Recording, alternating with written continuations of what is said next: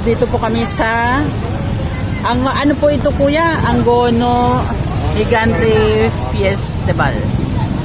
Gigante Festival sa Angono.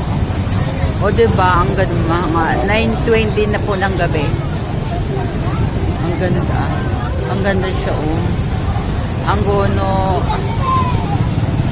Fiesta. Ayan, tingnan mo, ang haba ng bungot niya. Diba? Nasaan yung mga malalaking higante, kuya? Nasa Wawa pa po, hindi po nakabalik. Ah, nagpaparada pa? Yun na po, doon lang. Oo.